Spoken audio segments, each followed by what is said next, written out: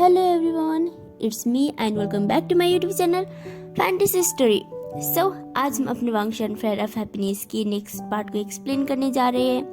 Hope आज का part आप लोगों को पसंद आएगा. अगर आज का पार्ट पसंद आए तो प्लीज़ मेरे वीडियोस को लाइक कमेंट करना मत भूलिएगा और मेरे चैनल को भी सब्सक्राइब कर दीजिएगा. तो चलिए हम आज का पार्ट शुरू करते हैं. तो लास्ट पार्ट में हमने देखा था कि सीजन वांग जी के नाम से विंग को एक मैसेज भेजता है जिसमें वो कहता है कि उसे कोई लड़की पसंद है और वो शादी करना चाहता है. वो इसके साथ साथ और भी बहुत सारे मैसेज कर देता है और उसे डिलीट भी कर देता है ताकि वांग जी वो मैसेज ना देख पाए कि उसने कभी विंग को ऐसा कोई मैसेज भी भेजा था, और वो अपन वांग जी को वापस देता है. इधर विंग और जेंशा दोनों टीवी देख रहे थे. जेंशा उसे कहता है कि तुम्हें पता है क्या वेंजिंग ने आज आने से मना क्यों किया होगा. तो विंग कहता है मुझे क्या पता, मुझसे थोड़ी ना बोल के कैंसिल किया था उसने. तुम हर बात उसके मुझसे क्यों पूछती हो. तभी यानली विंग के पास आकर कहती है आशन तुम गलत इंसान से प्यार करती हो. तो विंग कहता है कि किस इंसान से. तो जिनलिन कहता है गलत इंसान से, तुम्हें सुनाई नहीं देता क्या. तो जिनजिशन कहता है जिनलिन कितनी बार बोला है तुम चुप रहो. विभूषण पता नहीं यानली को क्या हो गया है, मैं कब से समझा रहा हूँ लेकिन ये मान ही नहीं रही. इसने जिस इंसान को देखा शायद वो कोई और है लेकिन ये मानने को ये तैयार नहीं है. तभी यानली कहती है नहीं, उसने खुद बोला था वो इसका डैड है. आशन तुम सच में एक गलत इंसान से प्यार करती हो. लैन वांग जी की ऑलरेडी दो बेटे हैं. ऐसा कहकर वो अपनी दोनों उंगलियां विंग को दिखाती है. विंग उसके एक उंगली को नीचे करते हुए कहता है एक. तो यानली कहती है क्या. तो विंग कहता है एक बेटा है उसका. सब एकदम से हैरान परेशान होकर उसे देखने लगते हैं. तभी जेंशा कहते हैं क्या लैन वांग जी का बेटा भी है, मैंने तो कभी नहीं सुना कि लैन वांग जी की शादी हो गई. तो जिनशन कहता है ये तो पता था लैंस अपनी हर बात लोगों को बताने में दिलचस्पी नहीं रखते, पर पता नहीं था वो इतनी बड़ी बात नहीं बताएंगे. तभी यानली कहती है क्या तुम्हें पहले से पता था. तो विंग कहता है हाँ सीजी. तो यानली कहती है क्या तुम्हें कोई प्रॉब्लम नहीं है, मुझे लगता है मेरा भाई गलत इंसान से प्यार करता है. तभी विंग कहता है अब प्रॉब्लम होने से क्या फायदा, जब प्यार पहले हो गया, पहले पता होना चाहिए था ना कि उसका बेटा है. और वैसे भी श्री काफी अच्छा है, उससे क्या प्रॉब्लम हो सकती है. तभी जिनलिन कहता है अच्छा मुझे तो नहीं लगता कि वो अच्छा है. तभी जेंशा कहता है जिनलिन तुम चुप रहो, विभूषण वांग जी की शादी कब हुई थी. तभी जिनलिन अपने मन में कहता है सब मुझे ही क्यों चुप करवा देते, सिर्फ इसलिए क्योंकि मैं सबसे छोटा हूँ. तो विंग कहता है कि वो तो मुझे भी नहीं पता कि उसकी शादी कब हुई थी. तभी जिनजिशन कहता है अच्छा तो फिर उसकी वाइफ कहाँ है. तो यानली कहती है क्या उसका डिवोर्स हो गया है. तभी विंग कहता है पता नहीं, हो सकता है वो मर गई हो. तभी जिनसे कहते हैं तुम इतने आराम से कैसे बोल सकती हो, क्या तुम्हें जरा भी दुख नहीं लग रहा उसके लिए. तभी जिनलिन कहता है हाँ मुझे तो बहुत लग रहा है. तभी विंग कहता है हाँ तुम चुप रहो, अभी हम बात कर रहे हैं ना. तभी जिनलिन फिर से कहते हैं हर बात मैं ही क्यों चुप रहूं, मेरा भी मुंह है, मुझे भी बोलने का अधिकार है. तभी विंग कहता है अब मेरे दुखी होने से क्या फायदा, और वैसे भी मैं तो बस बता रहा हूँ, मुझे थोड़ी ना पता है. तो भी यानली कहती है आशन तुम्हें पता भी नहीं है उसकी वाइफ का है और तुम ऐसे इंसान से प्यार करती हो. तभी विंग कहता है सी जी आप क्या बोल रही है, पहले मुझे ये तो समझाइए कि आपको ऐसा क्यों लगता है. इधर वांग जी सीजन ने जो कहा था उसके बारे में सोच रहा था और उसे सीजन का आइडिया काफी अच्छा भी लगता है. अगर वो 1 वीक के लिए दुबई चला जाएगा तो इसके बाद शायद चिरन उससे शादी की बात भी नहीं करेगा, क्योंकि वो हमेशा चाहता था कि वांग जी एक बिजनेस को संभाले और अभी वो वही करने वाला था. हालांकि उसे विंग से मिले बिना जाने का तो बिल्कुल भी मन नहीं था, पर फिर भी इसके बाद हमेशा विंग के साथ रहने के लिए वो इस बात के लिए मान जाता है. वो सीधा चिरन के पास जाता है और उसे कहता है अंकल मैं जाने के लिए रेडी हूँ. तो चिरन कहता है अच्छा हुआ जो तुमने ये सोचा, तुम्हें अब बिजनेस में भी अपना इंटरेस्ट दिखाना चाहिए. तभी सुजी कहता है क्या आप दुबई जा रहे हैं. तो वांग जी कहता है तो सुजी उससे कहता है आप हमेशा ऐसा ही करते हो, आप कभी भी मेरे साथ ज्यादा टाइम नहीं रहते, आप कभी कहाँ चले जाते हो कभी कहाँ. तभी शिजन कहता है सुजी बस 1 वीक के लिए तो जा रहे हैं. तो सुजी कहता है हाँ तो आने के बाद फिर से वो बीजिंग सिटी चले जाएंगे. तो वांग जी उसे कहता है अब मैं नहीं जाऊंगा. तो सुजी कहता है क्या. तो वांग जी कहता है मैं दुबई से वापस आने के बाद मैं बीजिंग सिटी नहीं जाऊंगा. ये सुनकर सुजी स्माइल करने लग जाता है. तो सचिन उसे कहता है हाँ, पर ये तब होगा जब तुम वांग जी को दुबई जाने दोगे। तो सुजी कहता है ठीक है, फिर मुझे कोई प्रॉब्लम नहीं है, आप चले जाइए, आप पूरे 1 मंथ के लिए भी चले जाइए, पर उसके बाद आप हमेशा मेरे साथ रहना। तभी चिरेन कहता है सुजन, वांग जी के लिए ऑनलाइन फ्लाइट बुक कर लो, हो सकता है कल हमें टिकट करवाने का टाइम ना मिले, कुछ जरूरी डॉक्यूमेंट्स है, मैं वो वांग जी के लिए लेके आता हूँ। और इतना बोलकर वो चला जाता है। सुजन वांग जी से कहता है वांग जी मुझे अपना फोन दो जरा। तो वांग जी कहता है फिर से? तो सुजन कहता है हाँ, मुझे बात करनी है, अब अपना फोन दोगे? वांग जी के फोन पर सबसे पहले सचिन इनबॉक्स चेक करता है, पर उसे विंग का कोई भी रिप्लाई नहीं दिखता। और वो अपने मन में कहता है मैंने तो ऐसे ऐसे मैसेज भेजे थे जो वांग जी एक लड़के के बारे में कभी बोल भी नहीं सकता, तब भी उनका रिप्लाई नहीं आया, कुछ और करना पड़ेगा लगता है। और वो वांग जी से कहता है ये लो तुम्हारा फोन, मुझे फ्लाइट बुक करनी थी इसलिए लिया था तुम्हारा फोन। तो वांग जी कहता है तो आपने बुक कर दिया? तो सचिन कहता है नहीं। तो वांग जी कहता है क्यों? तो सचिन कहता है मन नहीं हो रहा था, तुम खुद ही कर लो, वैसे भी ये तुम्हारा ही फोन है। और ऐसे कहकर वापस दे देता है। रात के टाइम पर विंग को वांग जी को मैसेज करने का दिल होता है, क्योंकि कल वो सब लोग घूमने जा रहे थे, तो वो सोचता है कि क्यों ना इस बार वो वांग जी को भी बुला ले और अपनी दीदी से मिलवा ले, ताकि उनकी दीदी का ये दूर वहम हो जाए कि वांग जी एक गलत इंसान है। और वो अपना फोन इधर उधर देखने लगता है, पर उसे फोन नहीं मिलता। तभी वो जिनशा से कहता है क्या तुमने मेरा फोन देखा? तो जिनशा कहता है मुझे क्या पता, फोन तुम्हारा है, तुम्हें देखना चाहिए। तो विंग कहता है अरे नहीं मिल रहा, पता नहीं कहाँ चला गया। तो जिनशा कहता है फोन के हाथ पैर थोड़ी ना होते जो खुद कहीं चला जाएगा, खुद ही रखा होगा। तो विंग कहता है मेरे ख्याल से तो मैंने।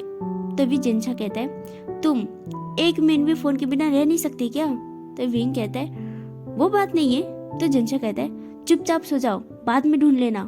तो विंग कहता है लेकिन मुझे किसी को मैसेज करना था, मैंने उससे बहुत दिनों से बात नहीं की।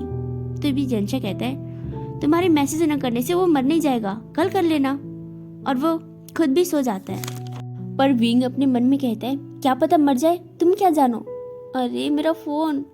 पर वो बहुत ढूंढने के बाद भी अपना फोन नहीं मिलता, तो वो खुद भी सो जाता है। जेबो जुन शिजी को कुछ बोल रहे थे, वो उससे कहते हैं कि ध्यान रहे, तुम्हें खुश दिखना है और ऐसा दिखाना है जैसे तुम्हें इसके बारे में बिल्कुल भी नहीं पता था। तो शिजी कहते हैं ठीक है अंकल, पर हम जाएंगे कैसे? मेरा मतलब है कहाँ जाएंगे? तो शिजन कहता है तुम चिंता मत करो, मैं कैब में पहले से एड्रेस फिल कर दूंगा, बस तुम वहाँ पे जाना और याद रहे तुम्हें क्या करना है। तो शिजी कहता है ठीक है अंकल, आप चिंता मत कीजिए, मेरी तरफ से सारा काम अच्छे से हो जाएगा। अगले दिन करीब 10 बजे को वांग जी का फ्लाइट था और अभी 9 बज के करीब 20 मिनट हो रहे थे। वांग जी अभी भी विंग को मैसेज भेज रहा था। चिरेन उससे कहता है कि ये लो कुछ इम्पोर्टेंट पेपर्स है जिन पर उन लोगों का एग्रीमेंट साइन है जिनके साथ हमारी डील है, अगर वो ये डील तोड़ना चाहे तो ये तुम्हारे काम आएगा। तो शिजन कहता है चलो हमें जल्दी जाना चाहिए, आधे घंटे से पहले तुम्हारी एंट्री भी तो करनी पड़ेगी। तभी पीछे से शिजी आता है और कहता है मैं भी जाऊंगा। पर वांगची कहता है नहीं, तुम्हें आने की जरूरत नहीं है, तुम यहीं पर रहो। तो शिजी कहता है लेकिन क्यों? तो वांगची कहता है ब्रदर और अंकल मेरे साथ जा रहे हैं, तुम यहीं पर रहो। शिजी वांगजी को एक हक करता है और उसे कहता है ठीक है डैड। वांगजी उसे कहता है और हाँ, जब तक मैं वापस आऊँ तो तुम्हारे असाइनमेंट कंप्लीट होना चाहिए, कंप्लीट करके रखना, मैं आके जरूर चेक करूंगा। तो शिजी स्माइल करते अपने सिर हाँ में हिला देता है। चिरेन उसे कहता है अब हमें चलना चाहिए। वांगजी और चिरेन बाहर आ जाते हैं। शिजन शिजी से कहता है तुम्हें पता है ना क्या करना है? तो शिजी कहते हैं हाँ मुझे अच्छे से पता है, कैब अभी 5 मिनट में आ जाएगा, अब मैं चलता हूँ, और हाँ अपना काम अच्छे से करना। और इतना कहकर शिजन भी बाहर आता है। शिजी वांगजी को बाय विश करता है और वो तीनों लिफ्ट से नीचे आ जाते हैं। शिजी जल्दी से जिंगी के पास आता है और उसे कहता है चलो कैब आने वाली है। तो जिंगी कहता है क्या हम वांगजी चले गए? तो शिजी कहता है अब जल्दी चलो, हमें भी जाना चाहिए, नहीं तो हम लेट हो जाएंगे। जैसे उन दोनों ने सोचा था, वांगजी के जाने के कुछ टाइम बाद ही कैब वहाँ पर आ जाती है और कैब ड्राइवर उन दोनों से कहता है क्या आपने कॉल किया था? तो शिजी कहता है हाँ मेरे अंकल ने ऑर्डर किया था, क्या आपको पता है ना कि कहाँ जाना है? तभी कैब ड्राइवर कहता है हाँ, जब उन्होंने बुकिंग करवाई थी तब उन्होंने एड्रेस फिल कर दिया था, आप बैठ जाइए। और वो दोनों उस कैब में बैठ जाते हैं और विंग के पास जाने के लिए निकल जाते हैं। इधर वो सब भी रेडी हो रहे थे घूमने जाने के लिए। विंग, वेंचिंग और यानली सामान पैक कर रहे थे। तभी विंग वेंचिंग से कहता है, तुम्हें कल का प्लान कैंसिल करना जरूरी था। अगर तुम कल के लिए कैंसिल नहीं करती तभी वेनिंग भी हमारे साथ होता। तो वेंचिंग उससे कहती है, वो आज भी तो जा सकता था ना हमारे साथ, कॉलेज जाना जरूरी था। हाँ तो तुम भी तो कल जा सकती थी ना, कल के लिए प्लान कैंसिल करना जरूरी था। तो वेंचिंग कहती है, ठीक है फिर जाते ही नहीं, खुश। तो विंग कहता है, बहुत ज्यादा। तभी डोरबेल बजता है। यानली जब दरवाजा खोल के देखती है तो वहां पर शिजी और जिंगी था। यानली उन्हें देखकर कहती है, क्या तुम लोग यहाँ? तो शिजी कहता है, हेलो कैसे आप, पता नहीं था आप यहाँ पर होंगे। तभी यानली कहती है, मैं बिल्कुल ठीक हूँ बेटा। तो शिजी कहते हैं कि क्या वे मास्टर है यहाँ पर? तो यानली कहती है, हाँ आओ ना अंदर, वो अंदर ही है। वो दोनों अंदर आ जाते हैं। विंग उन्हें देखकर कहता है, शिजी, जिंगी तुम यहाँ पर क्या कर रहे हो? तो जिंगी उससे कहता है, यहाँ पर नहीं आएंगे तो और कहाँ जाएंगे? आपने अब तक किसी को कॉल भी नहीं किया और न ही किसी के कॉल का रिप्लाई दिया, और आपने तो मैसेज भी नहीं देखा। तो विंग कहता है, हाँ जिंगी, ये तुम बोल रहे हो? तो शिजी जिंगी को धीरे से कहता है, अपने फीलिंग्स पर कंट्रोल रखो, यहाँ पर वो काम करने आए हो तो पहले वो कर लो। यानली वेंचिंग के पास खड़ी थी। जिनलिन का ये डायलॉग सुन के वो वेंचिंग से कहती है, वाह, जिंगी अपने होने वाले डैड से कितना प्यार करता है। तो वेंचिंग कहती है, क्या जिंगी? तो यानली कहती, हाँ। यानली को ये तो पता चल गया था कि लैनवांग जी का एक बेटा है, पर उसे ये नहीं पता चला था कि उसका बेटा शिजी है, ना कि जिंगी। वेंचिंग उसे बताने वाली थी कि वांग जी का बेटा जिंगी नहीं शिजी है, पर इससे पहले कि वो कुछ बोल पाती तभी जिंजुशान, जिनछा और जिनलिन आ जाते हैं, जो कि घूमने जाने के लिए तैयारी के लिए कुछ खाने पीने की सामान लेने गए थे। जिनलिन उन दोनों को देखकर कहता है, तुम लोग फिर से यहाँ पर आ गए, क्या तुम लोग मेरे आसपास मंडराना बंद करोगे? तभी जिंगी कहता है, हमें भी शौक नहीं है तुमसे मिलते रहने का, हम यहाँ पर अपने वे मास्टर के लिए आए हैं, ना कि तुम्हारे लिए, उनको एक जरूरी मैसेज देना था। तभी जिंजुशान कहता है, क्या मैसेज? वो भी विभूषण के लिए? क्या था? तो जिनछा कहता है, और किसका? तो शिजी कहता है, डैड का। विंग कहता है, क्या लेंजर ने तुम्हें यहाँ पे भेजा है? तो शिजी कहता है, हाँ, वो क्या है कि डैड ना बहुत खुश है और वो ये बात सबसे पहले आपको बताना चाहते थे। उन्होंने आपको इनवाइट किया है और इनविटेशन कार्ड देने के लिए हमें स्पेशली आपके पास भेजा है। तो जिनलिन कहता है, अच्छा, कार्ड तो मुझे कहीं दिखाई नहीं दे रहा, सिर्फ तुम लोग दिखाई दे रहे हो। तो जिंगी कहते हैं, हम खुद इनवाइट करने आए हैं, वो काफी नहीं है क्या जो इनविटेशन कार्ड भी लेके आए? तभी विंग कहते हैं, हाँ हाँ ठीक है, लेकिन इनवाइट किस लिए किया है? तो शिजी कहते हैं, शादी के लिए। तो जिनछा कहता है, अब किसकी शादी करनी है? तो शिजी कहता है, डैड की। वो क्या है कि डैड शादी करने के लिए दुबई जा रहे हैं, स्पेशली जब वो शादी करके वापस आएंगे तो आपको उस पार्टी में आना जरूरी है, इसीलिए डैड ने हमें खुद भेजा है स्पेशली आपको इनवाइट करने के लिए। ये सुनकर सब एक साथ कहते हैं, क्या लैनवांग जी की शादी? तो जिंजुशान कहते हैं, कितनी शादी करेगा ये? पहले ही तो उसने एक कर रखा है और प्यार विभूषण से करता है और फिर से शादी किसी और से। तभी विंग कहता है, क्या लैनजन की शादी? वो ऐसा कैसे कर सकता है? क्या लैनवांग जी, तुम्हें तो मैं। तभी जिनलिन कहता है, हम कैसे मान ले कि तुम सच बोल रहे हो? तो जिंगी कहता है, ठीक है, अगर तुम्हें हमारी बातों का बिलीव नहीं करना है खुद मैसेज देख लो। तो शिजी कहते हैं, हाँ वे मास्टर, डैड आपको कब से ये बात बताना चाहते थे, उन्होंने आपको कितना कॉल भी किया था और आपने आंसर नहीं दिया, तो ये खुशखबरी देने के लिए स्पेशली उन्होंने हमें यहाँ पर भेज रखा है। तो विंग कहता है, अरे बाहर में गया स्पेशल, मेरा फोन कहाँ है? फोन कहाँ है? वो उसे ढूंढो। और वो अपने फोन ढूंढने लग जाता है। तो यानली उसे कहती है, जिनजुशान। तो जिनजुशान कहते हैं, हाँ। तो यानली कहती है, तुम ऐसे खड़े होकर क्या देख रही हो, फोन ढूंढो ना। उसके बाद सब मिलके फोन देखने लग जाते हैं। तो जिनजुशान कहते हैं, हाँ ठीक है, ढूंढते हैं। पर जिनलिन आराम से खड़ा होकर देख रहा था। तभी जिनसे कहता है, जिनलिन तुम खड़े क्यों हो? तो जिनलिन कहता है, अब क्या बैठ जाऊं? तो जिनसे कहता है, अरे जल्दी फोन ढूंढो विभूषण का। तो जिनलिन कहता है, ठीक है मामा। पर वो फोन ढूंढता भी कहाँ, क्योंकि फोन छुपाया तो उसी ने था। विभूषण उन लोगों के साथ आया है, इसका बदला लेने के लिए उसने विभूषण का फोन छुपा दिया था ताकि वो परेशान हो जाए। लेकिन उसका ये आइडिया किसी भी काम नहीं आता, क्योंकि विंग के पास फोन होने का या ना होने का उस पर कोई भी असर नहीं होता। तभी जिनलिन वहाँ पे सोच रहा था अब करे तो क्या करे। तो वो चुपके से अपने रूम में जाता है और अपने बैग में से फोन निकाल कर आता है।